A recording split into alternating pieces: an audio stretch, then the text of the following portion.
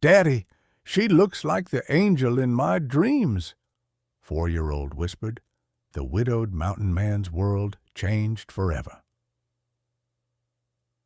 $2,000 for her, the auctioneer shouted, his voice echoing across Riverside Square. The crowd gasped. The man who spoke was Jeremiah Blackwood, the reclusive mountain widower they called the Ghost of Whispering Pines. Up on the wooden stage, the girl everyone mocked, Celeste Marie Hartwell, stood trembling. Her father had just sold her to pay his gambling debts. "She's too fat to be anyone's bride," one man jeered. Another spat on the ground. "Ain't worth the food she'll eat." Celeste's tears shimmered beneath the morning sun, but no one looked long enough to see her pain, until a little voice pierced through the cruelty. "Daddy, that's her. That's the angel from my dream." Heads turned. A tiny girl, no older than 4, broke free from her father's arms and ran toward the stage. Her golden curls bounced as she waved. "Don't cry, angel lady. Daddy's here." The crowd laughed again, until Jeremiah stepped forward. His massive frame, sunburned skin, and piercing blue eyes silenced every whisper. Without hesitation, he placed a heavy leather pouch on the table. $2,000, he repeated, his voice low, dangerous. "She's coming with me." The auctioneer stammered. You're serious?" Jeremiah's gaze didn't waver. "She belongs in the mountains, not in chains." The square went silent as he lifted the trembling Celeste down from the stage. The woman the world called worthless had just been claimed by the most feared man in 3 counties and by the child who saw angels in her dreams. Jeremiah turned, holding his daughter's hand in one and Celeste's in the other, as the crowd watched in stunned silence. "Let's go home," he said. The town of Riverside had always whispered about Jeremiah Blackwood. They said he'd once been a soldier, a man who buried his wife high in the mountains and never came down again. They called him the Ghost of Whispering Pines, a man made of grief and wilderness. No one dared to meet his eyes for too long, because they said if you did, you'd see the sorrow of a man who'd lost everything. But that morning, when he walked through town with his little daughter Grace perched on his shoulder, people couldn't look away. His clothes were rough-hewn leather, his beard dark and thick, his stride steady as if he owned the earth beneath his boots. Yet the small girl with him softened his every step, tiny hands clutching his hair, a giggle occasionally breaking through the quiet. Grace was his world. The only light left after his wife Rebecca had died, giving birth to her. For 4 years, Jeremiah had raised her alone in the cabin he built with his own hands. She grew up among pine trees and wildflowers, chasing butterflies instead of toys, sleeping under quilts her mother had never finished. Sometimes at night, she'd ask about angels. "Do they ever come down to help us, Daddy?" He'd smile sadly. "Sometimes, sweetheart, when the world needs them most." That day, when Grace fell sick with fever, he had no choice but to ride into town for medicine. He hadn't been there in months. People stared as he passed. The mountain man who rarely spoke, rarely smiled, and always carried a gun that looked too old to miss. But Grace's voice filled the silence. "Daddy, I think today's the day," she whispered. "The angel I saw in my dream, she said she'd come." Jeremiah smiled faintly. "That was just a dream, pumpkin." Grace shook her head. "No, Daddy, she was real. She said she'd take care of you, too." As they reached the town square, they heard laughter, cruel, sharp laughter that didn't belong in daylight. A crowd had gathered, At the center stood a trembling young woman, her hands bound, her father shouting numbers like she was livestock. $20! Who'll take her? Look at her, strong as an ox, but too big for any man to want. Jeremiah slowed. The girl's face was pale as snow, her eyes the clearest blue he'd ever seen. Hair like sunlight spilled over her shoulders, though dust and tears dulled its shine. Grace gasped, pointing with all the certainty of a prophet. "Daddy, that's her, the angel from my dream." Before Jeremiah could speak, she slid down from his shoulders and ran straight into the crowd. "Stop! Don't hurt her! She's my angel!" The laughter stopped. All eyes turned. The auctioneer blinked, unsure what to say. And Celeste Marie Hartwell, looked down at the little girl who had just called her angel. Her breath caught. No one had ever looked at her like that. Pure admiration, not pity, not disgust. Just love. Jeremiah stepped through the crowd, slow and deliberate, his boots crunching on the dust. When he stopped beside his daughter, his shadow fell over the stage. "How much?" he asked, his voice like thunder rolling through the mountains. The auctioneer stuttered. $2,000 would buy the debt." Before he could finish, Jeremiah's hand hit the table with a heavy thud. A pouch of gold coins spilled open. The crowd gasped. Jeremiah lifted his daughter's hand and looked up at Celeste. "Grace says you're an angel," he said softly. "I won't argue with that." Celeste's lips trembled, her tears falling silently. For the first time, she didn't feel like a burden or a curse. She felt seen. Jeremiah turned, offering his hand. "Come on," he said quietly. "Let's get you out of here." And just like that, a man haunted by loss, a woman sold for shame, and a child who believed in miracles walked away together toward the mountain where destiny waited. The road out of Riverside twisted through canyons and pine forests, the sound of the wind whispering through branches like the ghosts of forgotten prayers. Jeremiah rode ahead on his stallion, with Celeste sitting behind him and little Grace tucked safely in her arms. The town faded into silence behind them, replaced by the heartbeat of the wilderness, steady, wild, and free. For the first few miles, no one spoke. Celeste's heart still raced from what had happened. Every bump of the trail reminded her she was leaving behind everything she knew: her father's cruelty, the laughter of strangers, the shame that had clung to her like a shadow. She looked down at the small child in her arms. Grace had fallen asleep, her tiny hand curled around Celeste's sleeve, trusting completely. That single touch melted something inside her. "She trusts too easily," Celeste whispered, almost to herself. Jeremiah's voice rumbled back over the sound of hooves. "She doesn't trust easily. She trusts right." Celeste blinked, surprised by his words. "And you trust me enough to bring me up the mountain?" He didn't turn around. "Grace dreamt about you before we ever saw you. I stopped doubting her a long time ago." The forest grew thicker as they climbed higher.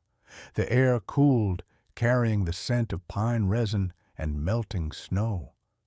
Sunlight broke through the trees in golden shafts, lighting up Celeste's hair like fire. Jeremiah caught a glimpse of it when he turned, and for a moment his chest tightened. He hadn't noticed beauty in anything since Rebecca's death. But this woman, fragile yet strong, silent yet brave enough to face humiliation alone, she carried something that unsettled him. By midday, they stopped beside a stream. Grace woke and laughed as she saw trout darting in the clear water. Jeremiah helped her down, then turned to Celeste. "You can rest here. I'll fetch water." Celeste sat on a fallen log, watching father and daughter together. The way Jeremiah lifted Grace onto his shoulders, the way he smiled softly when she showed him a rock shaped like a heart. It was the look of a man who'd given everything to protect what little he had left. Grace suddenly ran back to Celeste, holding up the stone. "Angel Lady, look! It's for you!" Celeste took it, her throat tightening. "Thank you, sweetheart." "You're coming home with us forever, right?" Grace asked, eyes wide with innocence. Celeste hesitated. "We'll see what your daddy says." Jeremiah turned then, meeting Celeste's eyes. "If Grace wants you there, I reckon that settles it." The words struck deeper than he meant them to. Celeste looked away, pretending to adjust Grace's braid, but her cheeks flushed. When the sun began to dip, the temperature dropped fast. Jeremiah led them to a clearing where he built a fire with practiced ease. His hands were rough but precise, his every movement efficient. Celeste watched as the flames flickered to life, painting his face in shades of amber and gold. She helped unpack the provisions: bread, dried venison, and a pot for stew. "You cook?" Jeremiah asked, a faint smile tugging at his beard. Celeste nodded shyly. "When I was younger, before my father started selling everything we had." "Then you'll do fine on the mountain," he said. Later, when Grace fell asleep wrapped in her father's coat, Celeste found herself sitting beside Jeremiah by the fire. The stars burned bright above them, countless and clear. "Why did you do it?" she finally asked. "Why spend so much money for someone you don't even know?" Jeremiah poked the fire, sending sparks into the night. "Because I saw what they were doing to you, and because Grace saw something in you that I couldn't ignore." Celeste looked down, her voice trembling. "No one's ever stood up for me before." "Well," Jeremiah said quietly, "you're safe now." The silence between them turned soft, not awkward, but full of meaning. The night around them was cold, but the air near the fire felt warm enough to forget everything else. Celeste pulled Grace a little closer and whispered, "Thank you." Jeremiah's reply was a murmur, deep and honest. "Don't thank me yet. The mountain's not easy, but it's the only home I've got to offer." She looked up at him then, the firelight in his eyes, the weight of his grief still visible beneath the calm, and for the first time in years, Celeste felt she was heading somewhere she might truly belong. As the wind howled through the trees above, Grace stirred in her sleep and mumbled softly, "Angel Mommy?" Celeste froze, glancing at Jeremiah. He stared into the flames, but she saw the faintest smile tug at his lips.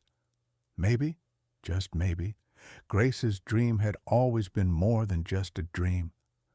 By the time they reached Whispering Pines, twilight had already settled over the mountains. The sky burned with streaks of rose and violet, fading into the cold blue shadows that swallowed the trees. Celeste's breath misted in the air as she looked around. Endless pines, silver lakes glinting under moonlight, and a wooden cabin standing proud at the edge of a meadow. It wasn't just a house, it was alive. Smoke rose from the stone chimney. A carved wooden swing hung from an oak tree. The porch railings were draped with drying herbs, and near the doorway sat a pair of tiny boots. Grace's, carefully cleaned and set, side by side with her father's. Celeste's throat tightened. No one had ever built anything like this for her. No one had ever called her home. Grace jumped down from the horse and ran ahead, her laughter ringing through the dusk. "Angel Lady, come see my swing. Daddy made it. He made everything." Jeremiah dismounted, helping Celeste down. His touch was gentle, his palm rough from years of work. "It's not much," he said almost shyly, "but it keeps us warm."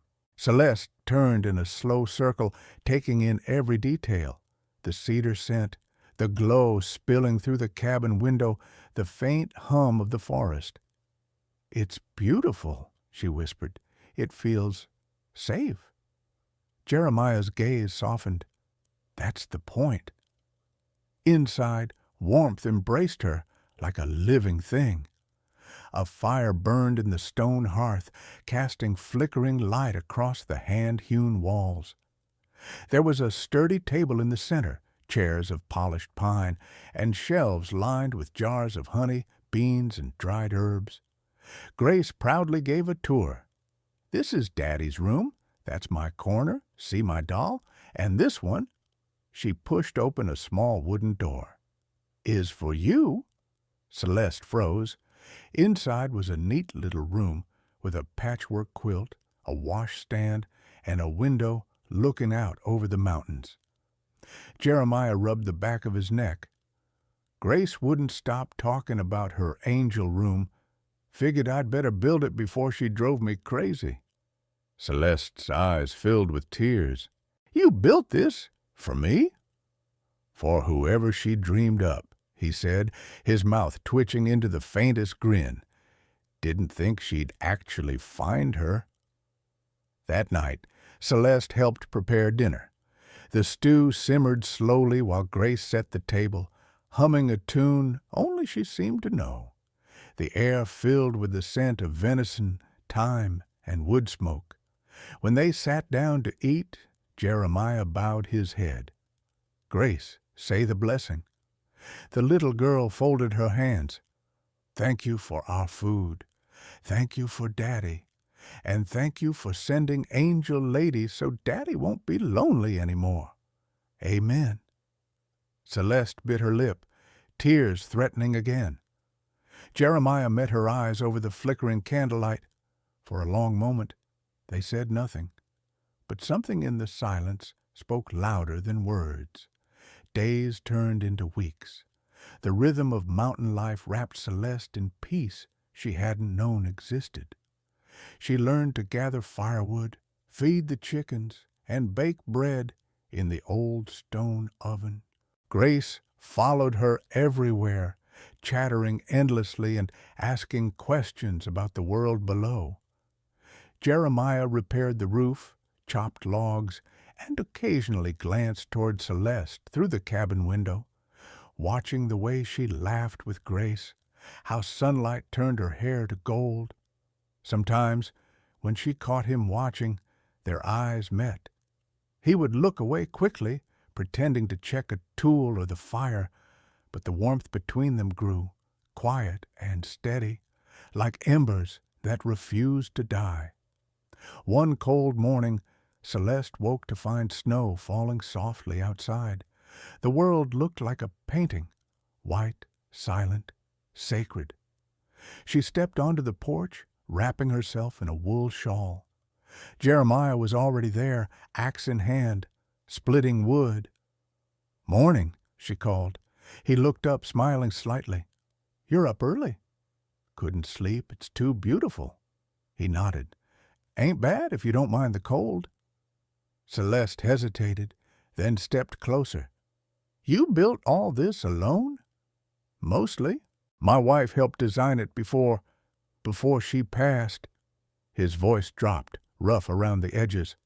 Celeste's heart clenched. "I'm sorry." He shook his head. "It was a long time ago. Grace never met her. Some days I think she sees more of her mother in dreams than I ever could."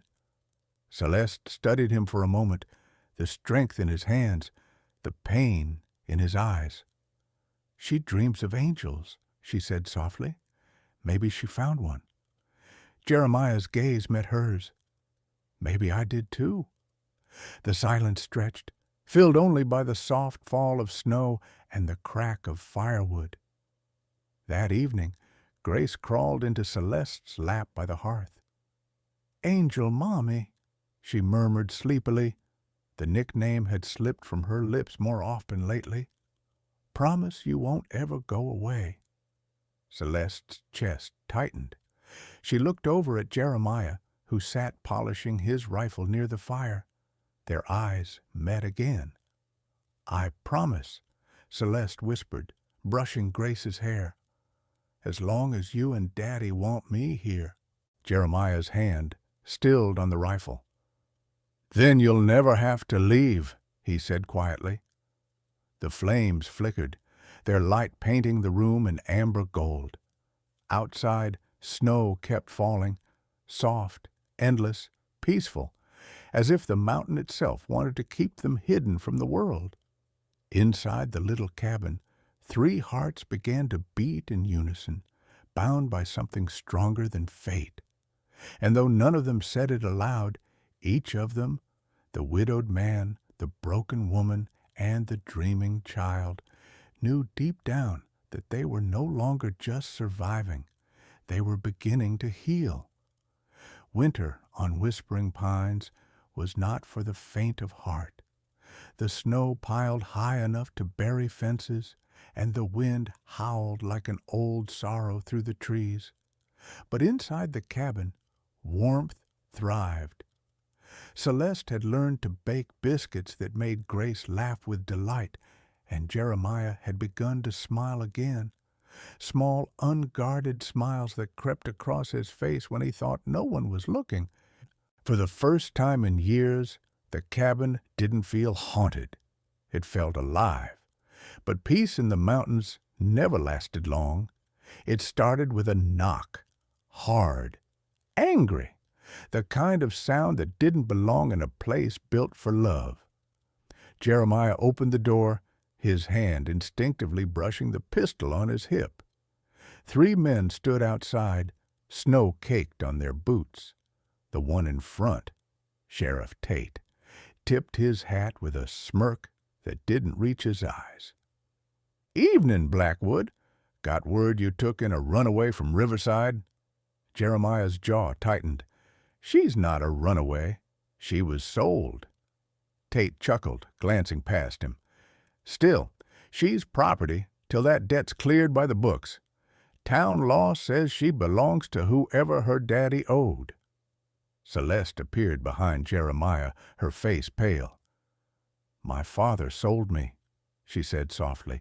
"You can't mean—" "Oh, I mean exactly that," Tate cut her off. "And unless Mr. Blackwood's got proof of ownership, she goes back. The man's coming tomorrow to collect her himself." Jeremiah's hand gripped the doorframe. "Over my dead body." Tate's smirk faded. "Careful, mountain man. Law's law." When they left, Celeste sank onto a chair, trembling. "He's telling the truth. My father will come. He'll do anything for money. He'll take me back." Jeremiah crouched before her, his hand resting gently on her knee. "He won't touch you, not while I'm breathing." "But you don't understand," she whispered. "He's not alone. He's got friends, men who gamble, who drink, who think women are nothing but things to trade." Jeremiah's voice darkened. "Then they'll learn what happens when they climb this mountain uninvited." Grace had been listening from her corner, clutching her doll. "Daddy," she said quietly, "the angel's scared." Jeremiah softened instantly, pulling the child into his arms. "No, sweetheart. Angels don't get taken away, not from us."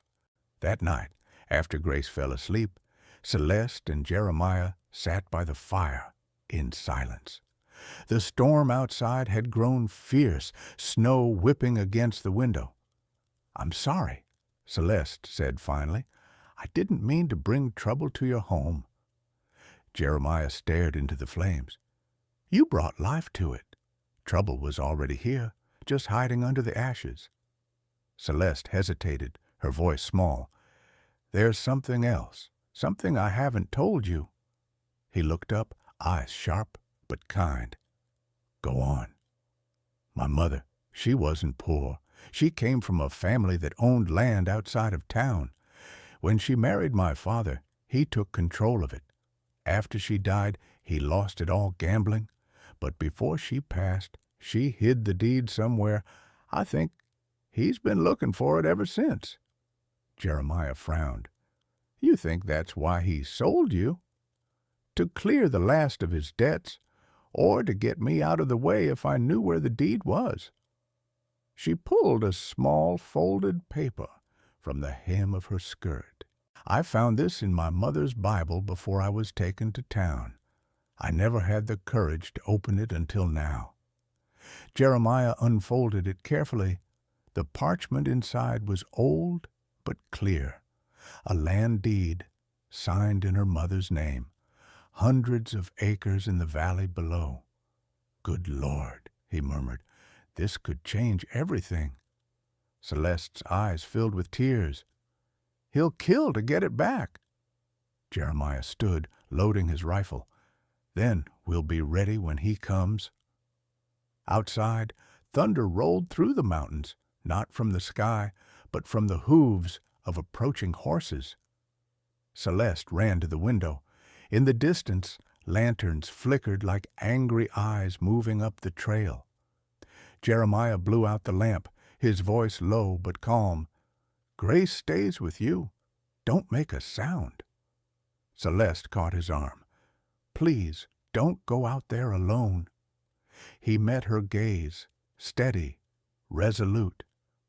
"You said angels don't leave the people they're sent to save. Well, neither do mountain men." Then he opened the door and stepped into the storm. The wind screamed through whispering pines that night, bending trees and carrying the scent of snow and gunpowder. Jeremiah moved through the storm like a ghost, his rifle steady in his hands, every muscle coiled and ready. The lanterns below were closer now, 5 men on horseback, their voices rough with drink and greed. At their front rode Elias Hartwell, Celeste's father, his breath steaming in the cold. "Blackwood," he bellowed, "you've got something that belongs to me." Jeremiah stepped out into the open, his silhouette framed by the cabin's warm glow. "The only thing that belongs here is peace," he said evenly. "Turn back while you can." Elias sneered, spitting into the snow. "You think I'll leave without her? She's mine to sell. The sheriff says so." Jeremiah's eyes burned like the fire behind him. "The sheriff's words don't carry weight up here. This is my mountain." Elias raised his pistol. "Then I'll bury you in it." Before he could fire, thunder cracked. Jeremiah's rifle spoke first. The shot tore through Elias's hat, grazing his ear. His horse reared, screaming. The others scrambled for cover, shouting. The calm mountain exploded into chaos. Inside the cabin, Celeste clutched Grace to her chest. Every gunshot outside echoed through her bones. "Angel, Mommy," Grace whispered, trembling. "Daddy will come back, right?" Celeste forced a smile through her tears. "Yes, sweetheart. Daddy always keeps his promises." Outside, Jeremiah moved like the wilderness itself, silent, relentless, unstoppable. One of the men tried to flank him through the trees, but Jeremiah caught the glint of metal and fired. Another man's lantern crashed into the snow, extinguishing in a hiss of steam. Then came Elias again, stumbling forward, his face twisted in fury. "You can't take her from me. She's my blood." Jeremiah's voice thundered across the snow. "You lost that right when you sold her like cattle." Elias lunged, knife flashing. Jeremiah met him head on, the 2 men crashing into the snow. The knife slashed Jeremiah's arm, but the mountain man didn't falter. He grabbed Elias by the collar, forcing him down. "Look at her!" Jeremiah roared, pointing toward the cabin's window where Celeste now stood, framed by the firelight. "That's your daughter, and you broke her." For a heartbeat, Elias froze. Then the rage drained from his face, replaced by shame, or maybe fear. Jeremiah released him, stepping back. "Leave this mountain," he said quietly. "If you ever come back, I'll finish what I started." Elias staggered to his feet, clutching his wounded pride, and called to his men. Within minutes, the hoofbeats faded into the distance, swallowed by the snow. Jeremiah turned toward the cabin, blood darkening his sleeve. The door burst open, and Celeste ran out, the child still in her arms. "Jeremiah!" she cried, dropping to her knees beside him. "You're hurt!" He smiled faintly, reaching up to brush snow from her cheek. "Told you, I wouldn't let anyone take my angel away." Celeste's tears fell onto his hand as Grace pressed her little palm to his face. "Daddy's our hero," she whispered. Jeremiah chuckled softly, the pain fading beneath the warmth of their touch. "No, sweetheart, your dream was." The three of them stayed like that, wrapped in each other, surrounded by the silent snow, while the storm finally began to quiet. The mountain had witnessed another miracle. Morning broke soft and golden over whispering pines. The storm had passed, leaving the world blanketed in white, clean, untouched, reborn. Smoke drifted lazily from the cabin's chimney, carrying the scent of cedar and coffee. Inside, the fire still crackled. Jeremiah sat in his chair, his wounded arm bandaged, while Grace snuggled against him beneath a quilt. Celeste moved quietly around the room, pouring tea, her golden hair catching the morning light like a halo. For a long while, none of them spoke. The only sound was the steady rhythm of the fire and the faint chirp of a bird testing the thaw. Finally, Grace looked up, her voice small but certain. "Daddy, the bad men are gone, right?" Jeremiah kissed her forehead. "They won't bother us again, Pumpkin." She smiled sleepily. "Then Angel Mommy can stay forever." Celeste froze, the teacup trembling slightly in her hands. She turned toward Jeremiah. Their eyes met, and in that quiet moment, everything unspoken between them became clear. "I meant what I said," Jeremiah said softly. "You belong here, Celeste, with us. This mountain's your home, if you'll have it." Her eyes filled, but this time not from fear. "I've never had a home before," she whispered. "Only places I was allowed to stay until someone sold me or judged me." Jeremiah stood, closing the distance between them. "Then this time you get to choose." Celeste looked at him, then at Grace curled in his arms, the child who'd dreamed her into their lives, and smiled through her tears. "Then I choose here." Outside, the first sunlight of spring touched the mountains, melting the last traces of last night's fear. Inside, love finally took root, quiet, strong, and meant to last. Sometimes love doesn't arrive with fireworks or grand gestures. It comes quietly, like snow falling in the night, covering all that was broken and making it new again. Jeremiah found his peace, Celeste found her home, and Grace, the little girl who dreamed of angels, proved that sometimes children see truths we forget to believe in. If this story touched your heart, tell me, where in the world are you listening from tonight? And if you still believe that love can heal even the deepest wounds, then don't go anywhere. The next story is waiting for you.